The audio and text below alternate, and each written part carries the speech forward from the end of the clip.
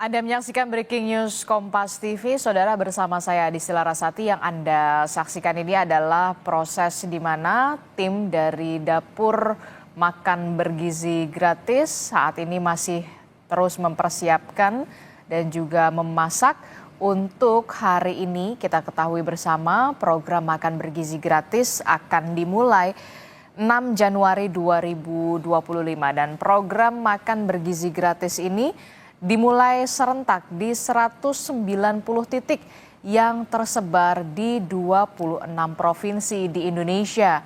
Dan saudara, program ini terrealisasi sebelum genap 100 hari pemerintahan Presiden Prabowo Subianto dan juga Wakil Presiden Gibran Rakabuming Raka.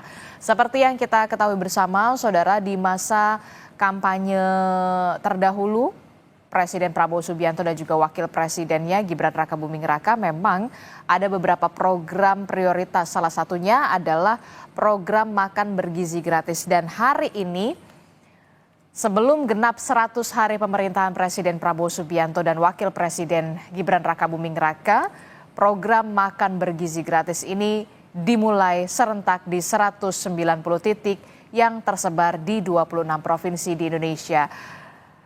Sejumlah wilayah, saudara, saat ini akan melakukan makan bergizi gratis, dan yang Anda saksikan ini adalah visual di mana di Surabaya, Jawa Timur, di mana seorang guru ini terlihat memperlihatkan bagaimana menu makan bergizi gratis di salah satu sekolah di Surabaya, Jawa Timur. Kita akan lihat bersama apa saja menunya di hari pertama pelaksanaan makan bergizi gratis yang dilakukan serentak secara nasional. Ini dia, ada sayur, kemudian ada protein, kemudian juga ada nasi di sana, ada buah dan juga susu. Oke, ini adalah menu yang ada di salah satu sekolah di Surabaya, Jawa Timur, di mana hari ini pelaksanaan makan bergizi gratis akan dilakukan serentak secara nasional di 6 Januari 2025. Terlihat bahwa salah satu guru ini memberikan edukasi kepada salah satu murid bahwa memang inilah menu makan bergizi gratis, di mana terdapat ada karbohidrat di sana, nasi, kemudian ada sayur mayur di sana, kemudian juga ada protein dan juga buah-buahan serta susu di dalam kotak makan yang sebentar lagi, saudara, akan diberikan kepada para siswa dan juga siswi. Ada sekitar 18.000 porsi makan bergizi gratis yang memang sudah siap disalurkan ke sejumlah sekolah, saudara. Salah satunya adalah di kota Depok, Jawa Barat. Ada 6 dapur satuan pelayanan pemenuhan gizi atau SPPG yang kita tahu di kota Depok, saudara. Sementara ini adalah visual di Sidoarjo, Jawa Timur. Dan untuk lebih lengkapnya kita akan tanyakan kepada jurnalis Kompas TV Nanda Aprilia yang ada di dapur satuan pelayanan pemenuhan gizi atau SPPG di kota Jakarta. Nanda di Bogor, maaf, kami akan tanyakan.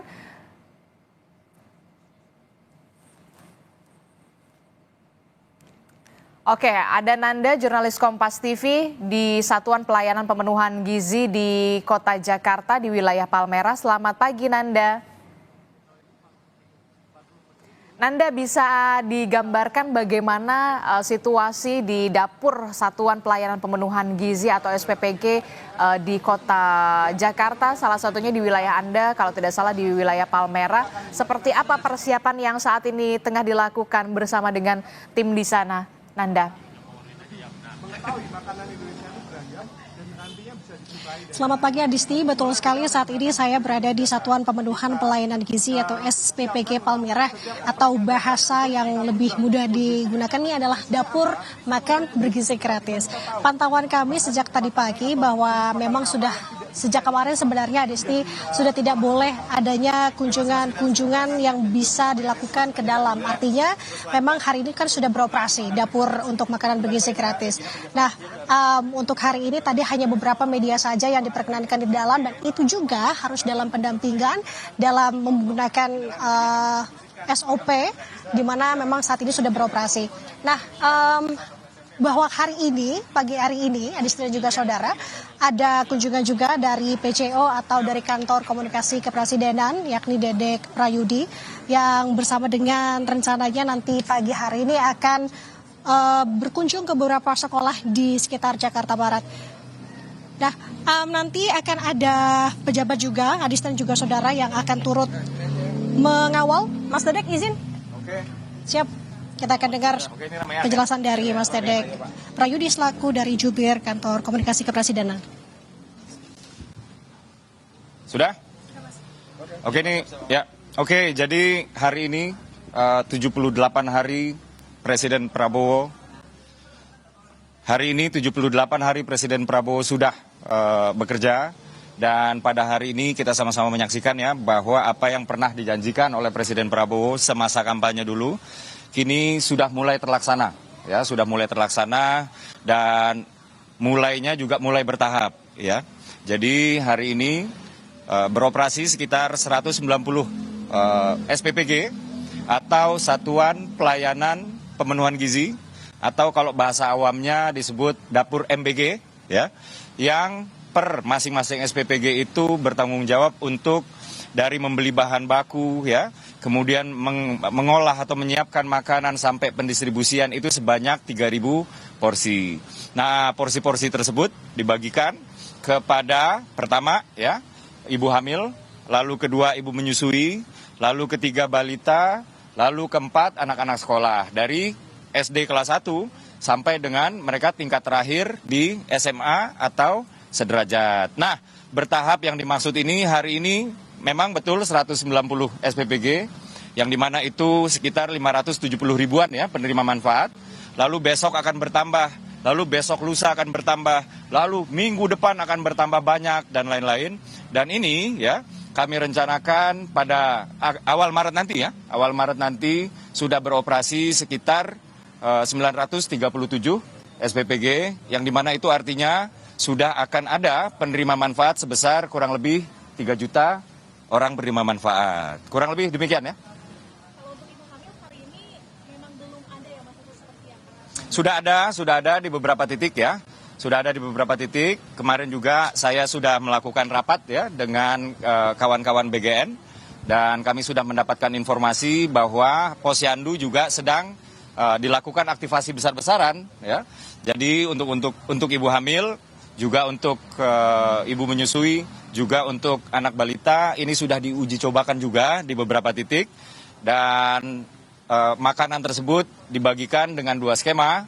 Ada dengan skema yang para penerima manfaat itu menjemput, ada juga dengan skema yang penerima manfaat menunggu untuk diantarkan makanan. Nah, untuk skema yang kedua ini dikarenakan memang kadang-kadang ibu-ibu hamil itu kan mobilitasnya sudah harus dibatasi ya, karena kehamilan dengan misalnya sudah sekian bulan itu sudah tidak bisa terlalu banyak bergerak. Demikian. Bang, ini kan kontrol dari pemerintah itu ke depan bakal seperti apa Bang, terkait pertimbangan siswa-siswa nanti? Apakah ada timbangan atau diukur juga tingginya nanti Bang? Oh ya, sudah pasti. Pada masa uji coba saja ya, kami sudah selalu bertanya dan kami minta data statistiknya ya, bahwa di sini ada target-target jangka pendek lah, kurang lebih seperti itu ya, yang untuk kita tingkatkan. Yang pertama adalah partisipasi sekolah. Ini artinya kita menginginkan ya, anak-anak yang sekarang seharusnya usia sekolah tapi nggak sekolah, ya ini ketika tahu bahwa akan ada dibagikan makanan bergizi di sekolah, ini mudah-mudahan orang tuanya mau ya untuk menyekolahkan anak-anaknya. Kurang lebih itu yang pertama, terutama anak-anak SMA misalnya ya. Lalu yang kedua adalah absensi sekolah. Nah, absensi sekolah ini kaitannya dengan tingkat kehadiran siswa-siswi kita di sekolah, dan sudah kita uji cobakan selama kurang lebih 10 bulan sampai dengan setahun terakhir. Ini memang terdapat peningkatan yang sangat signifikan. Nah, ini cerita behind the story-nya agak lucu ya. Jadi misalnya menu hari ini kan nggak dikasih tauin kemarinnya nih ya. Sehingga anak-anak itu ada penasarannya, kurang lebih seperti itu. Jadi suatu hari pernah ada hari Rabu menunya itu menu daging dan salah seorang siswa itu nggak hadir. Nah di hari Kamisnya siswa tersebut digoda-godain sama teman-temannya gitu. Jadi dibilang kamu nih kemarin nggak masuk, kita makan daging loh. Nah jadi misteri dalam tanda kutip inilah yang kemudian membuat anak ini semakin antusias untuk datang ke sekolah. Di samping memang absensi ini meningkat, tingkat kehadiran meningkat dikarenakan memang anak-anaknya juga semakin sehat. Demikian. Bang, kalau di sini menunya apa sih Bang? Terus di sini menjangkau mana aja Bang? Nah, ini pertanyaan yang cukup mikroskopik ya. Artinya pertanyaan cukup mikro, ini silakan nanti dijawab oleh Kepala SPPG atau SPPI sebutannya. Ini di samping saya ada Mas Yuda ya. Kalau untuk yang generik, pertanyaan-pertanyaan tingkat nasional misalnya ya, nah, ini saya bisa menjawab, tapi kalau sudah detail teknis SPPG silakan ke Mas Yuda. Silakan Mas. Oke, baik. Jadi untuk menu sendiri per hari ini itu kita ada 2 gelombang. Di gelombang pertama itu kita menunya adalah nasi, kemudian ayam goreng tepung, terus ada tahu goreng, kemudian ada sayurnya itu tumis kacang panjang dan buah jeruk. Untuk yang gelombang kedua itu kita ada nasi, kemudian ayam teriyaki, kemudian tadi tahu goreng, sayurnya oseng kacang panjang dan buahnya adalah jeruk, begitu. Jangkauannya berapa Mas? Ya. Per porsi berapa itu harganya? Oke, untuk per porsinya kita lakukan ini sebenarnya kan sudah sekitar 2 bulan. Kita sudah bisa takar bahwa porsi per hari itu di bawah 10.000. Kita sudah bisa pastikan bahwa itu termasuk juga di hari ini. Termasuk juga di hari ini porsinya dengan kualifikasi tadi menu seperti itu kita di bawah 10.000 begitu.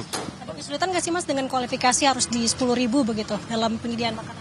Oke, hal ini menjadi sebuah tantangan kita sama-sama, terlebih kami di Jakarta. Tetapi proses yang kami lakukan adalah kami menggunakan sumber daya dari lokal. Dan di situ adalah kita memanfaatkan UMKM lokal juga, jadi kita bisa dapatkan harga yang relatif terjangkau begitu. Terkait tenaga kerja yang masak-masak di sini itu direkrut dari mana sih Bang? Oke, untuk yang perekrutan itu awal dari pihak Kodim, terus kami cek satu-satu, kami wawancarai satu-satu apakah betul memang orang itu cocok dengan posisi di dapur, kami cek betul satu-satu dan kita wawancara begitu. Ini ada ahli gizi juga Bang? Ada, oke. Yang kita jelaskan, di sini ada 50, total ada 50 pekerja. Yang pertama adalah saya selaku Kepala Satuan Pelayanan Pemenuhan Gizi, kemudian ada ahli gizi, ada juga akuntan, asisten lapangan. Kemudian kita masuk ke tim yang masak, persiapan 7 orang. Kemudian ada tim masak 9 orang, pemorsian 9 orang, driver 4 orang, tim cuci alat 16 orang, CS 1 orang, begitu. Jangkauannya Bang? Bisa Ya. Jangkauannya kalau Oke. SPPG ini? Baik, karena kami di wilayah Jakarta yang relatif penduduknya itu padat, posisi di kami ini paling jauh adalah 1,3 kilo, jadi relatif dekat begitu.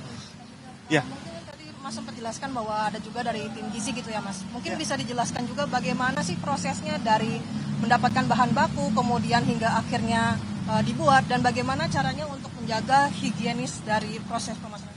Oke, kita runtut dari awal. Proses yang kita lakukan kita adalah susun menu terlebih dahulu. Kita susun menu, kurang lebih kita sudah punya 40 menu. Nah, kalau kita boleh florkan juga, kita sebenarnya punya daftar dari BGN itu ada sekitar 300 menu. Nah, jadi memang ini adalah kompetensi dari tiap-tiap SPPG berkolaborasi dengan ahli gizi. Nah, untuk penentuan menu, kita cek angka kebutuhan gizi, angka kecukupan gizi AKG yang diperlukan setiap masing-masing jenjang umur. Setelah kita tentukan AKG itu kita juga pilih bahan baku yang terbaik dari lokal. Jadi karena kita berbasisnya lokal, kita sumber daya itu berasal dari lokal. Proses ketika bahan baku itu masuk, kita lakukan pengecekan, baik itu jumlah kilonya, kemudian spesifikasinya, apakah sesuai dengan yang kami butuhkan atau tidak. Kalau tidak, otomatis itu akan di-reject, kemudian kami mintakan yang baru. Selanjutnya, proses di awal tadi kita lanjutkan dengan proses inspeksi. Kita punya ruang inspeksi untuk memastikan bahan baku yang kami terima itu adalah kualitas terbaik, tidak busuk, tidak terlalu matang segala macam. Itu kami timbang juga untuk nantinya kita tukarkan, begitu. Proses kemudian kita lanjutkan ke pencucian, pemotongan. Setelah proses itu berlangsung, kita langsung simpan di pendingin. Supaya apa? Kita menjaga kualitas dari bahan baku. Kita selalu menjaga proses hygiene dan sanitasi. Kita selalu terapkan bahwa seluruh karyawan di kami harus menggunakan APD. Kemudian juga setiap pelaksanaan baik itu tim-tim tadi yang sudah kami jelaskan, di dalam pos-posnya selalu melakukan pembersihan secara umum setiap melakukan kegiatan. Contoh nih, tim persiapan mulai jam 3 sore, ketika dia selesai jam 8, jam 9, dia harus menyelesaikan juga membersihkan di areanya. Sehingga nanti tim masak tidak lagi mengurusi dari pembersihan yang di tim persiapan, begitu kurang lebih. Bang, tadi kan disebut 2 gelombang. Sebenarnya ini untuk makan siang atau makan pagi sih? Oke, jadi 2 gelombang. Kenapa sih kok kita buatnya 2 gelombang? Jadi ini tergantung nanti juga masing-masing SPPG, sekolah-sekolah mana saja yang menerimanya. Nah, kalau kami ini adalah SPPG yang cakupannya cukup luas, jadi masyarakat yang kami dari sekolah yang kami dapati itu ada TK, kemudian SD, SMP. Nah, itu adalah yang menjadi mohon maaf, saya agak miss. 2 gelombang. Penyaluran. Saya bantu Mas. Oke. Mas Yuda. Jadi kenapa 2 gelombang? Karena ini menyesuaikan jam-jam di sekolahnya masing-masing ya. Kalau misalnya SMP, ini kan jam setengah 12 dibagikan. Tentu saja anak SD kan nggak bisa. Karena anak SD kan pulangnya lebih dulu. Sehingga kemudian anak SD dibagikannya jam setengah 9. Jadi pembagiannya itu dibagi berdasarkan gelombang waktu. Ini dikarenakan memang waktu-waktu sekolah ini kan berbeda-beda ya. Dari tadi Mas Yuda sudah menyampaikan kandungan gizi yang sesuai dengan kebutuhannya aja, sesuai umur aja udah beda-beda gitu.